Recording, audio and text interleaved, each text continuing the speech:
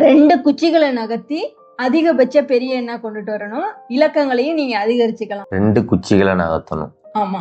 முதல் டிஜிட் பெரிய நம்பரா இருக்கணும்னா அது கன்ஃபார்மா 9 தான்.